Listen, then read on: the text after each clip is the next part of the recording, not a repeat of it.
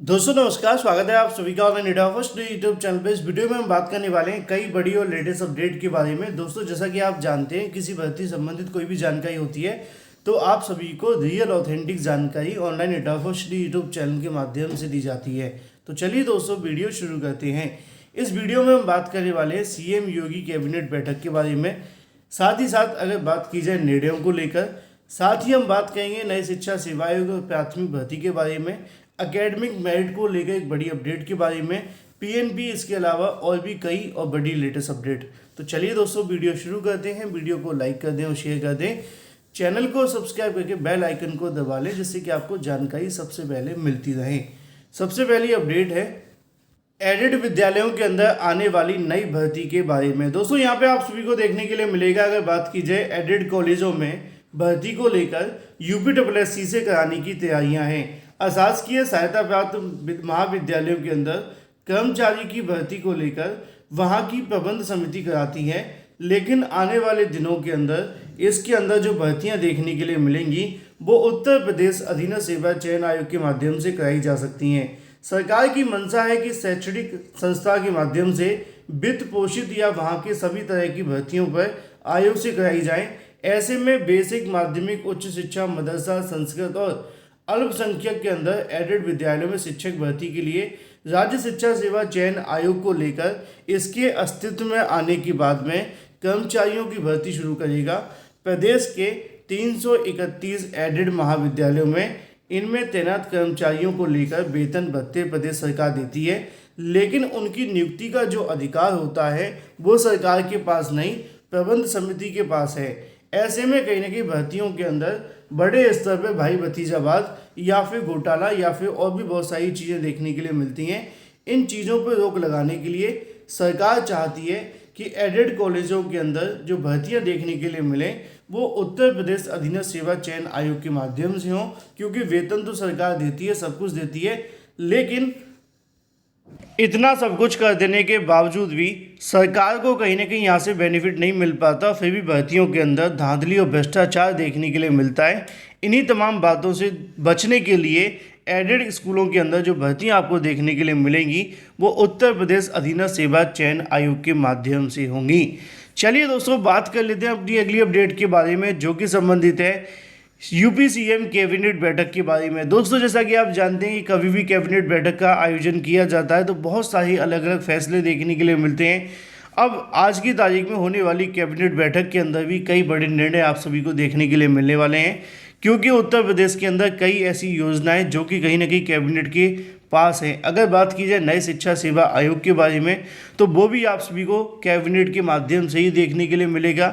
हाल ही में इसको लेकर जानकारी भी देखने के लिए मिली थी कि 12 सदस्यीय कमेटी के माध्यम से नई शिक्षा सेवा आयोग को लेकर जो प्रस्ताव बनाया गया था, ड्राफ्ट बनाया गया था, वो शासन को सौंपा गया था। शासन के माध्यम से जो भी अशुद्धियाँ थी उनको दूर करवाया जा रहा था और उसके बाद में इस विज्ञापन को लेकर, माफ़ कीजिए, इस ड्राफ्ट को लेकर मंजूरी के लिए सरकार के पास भेजा जाएगा और फिर शासन अगर मंजूरी दे देगा तो नई शिक्षा सेवा आयोग को लेकर जो प्रोसेस है वो आगे बढ़ जाएगा। इसी क्रम में आज की तारीख में सीएम योगी की अध्यक्षता के अंदर बैठक आपको देखने के लिए मिलेगी। अगर बात की जाए प्राथमिक शिक्षकों के बारे में तो एक बड़ा निर्णय तो यहाँ पे बताया गया है कि तबादला नीति को लेकर आज कैबिनेट से मंजूरी मिल सकती है। हालांकि तबादला नीति के अलावा भी बहुत सारे ऐसे प्रस्ताव होंगे जो कि आज कैबिनेट के अंदर सौंपे जाएंगे। नीचे लिखा हुआ है कि मंगलवार को देर शाम को यहाँ पे एक बैठक देखने के लिए मिलेगी, जिसके अंदर कई मुद्दों पर विचार किया जाएगा। सबसे बड़ा मुद्दा आप सभी को यहाँ पे देखने के लिए मिलता है, बैठक में करीब 2 दर्जन से ज़्यादा प्रस्तावों पर चर्चाएं देखने के लिए मिलेंगी। अब मंजूरी कितने प्रस्तावों में मिलेगी ये देखना महत्वपूर्ण होगा। लगभग 24 से ज़्यादा प्रस्ताव आज की तारीख में विचार करने के लिए रखे जाएंगे कैबिनेट के अंदर। जैसे ही कोई अपडेट निकलेगी सबसे पहले आपको इस चैनल के माध्यम से दे दी जाएगी। अब देखना ये होगा कि नए शिक्षा सेवा आयोग के बारे में सरकार क्या निर्णय लेती है। अगर नए शिक्षा सेवा आयोग को लेकर प्रोसेस शुरू होता है तो निश्चित तौर पर बीएड बीटीसी करने वाले अभ्यर्थियों के लिए बेनिफिशियल साबित होगा। बात कर लेते हैं नई प्राथमिक शिक्षक भर्ती विज्ञापन के बारे में। जैसा कि दोस्तों आप सभी जानते हैं कि नई प्राइमरी शिक्षक भर्ती को लेकर कल की तारीख में अभ्यर्थियों के माध्यम से एक बड़े ट्विटर अभियान का आयोजन किया गया था। उस अभियान में सफलता पाते हुए अभ्यर्थियों के माध्यम से 1 लाख से ज़्यादा ट्वीट कर दिए गए थे। हालांकि छात्रों की संख्या को अगर देखा जाए तो निश्चित तौर पे 1 लाख ट्वीट कोई ज़्यादा नहीं है, क्योंकि 23 से 24 लाख ऐसे अभ्यर्थी हैं जो चाहते हैं कि नई शिक्षक भर्ती का विज्ञापन जारी हो। लेकिन जब समय आता है ट्वीट्स करने का तो वहाँ पे संख्या सिर्फ 1 लाख देखने के लिए मिलती है। ये एक अच्छी चीज़ है, पॉजिटिव बात है कि अभ्यर्थी लगातार एकजुट हो रहे हैं।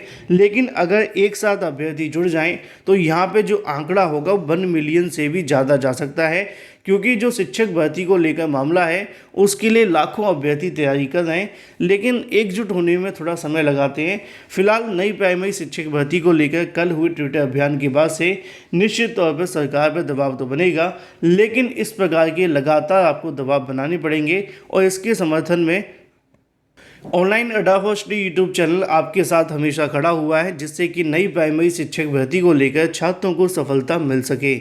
चलिए दोस्तों, बात कर लेते हैं अपनी अगली अपडेट के बारे में, जो कि संबंधित है एकेडमिक मेरिट को लेकर। दोस्तों, जैसा कि आप जानते हैं कि एकेडमिक मेरिट के बारे में जो पुराने समय के अभ्यर्थी होते हैं वो वर्तमान में निकाली गई भर्तियों के अंदर अगर किसी में एकेडमिक मांग लिया जाता है तो वो हमेशा पिछड़ जाते हैं। क्यों? उसकी वजह ये है कि वर्तमान में जो नंबर देखने के लिए मिलते हैं वो 90 प्लस के आसपास ही होते हैं। लेकिन जो पहले के आप जाएंगे आज से 10 साल पहले, तो उस समय जो नंबर देखने के लिए मिलते थे बमुश्किल वहाँ पे फर्स्ट डिवीज़न देखने के लिए मिलती थी।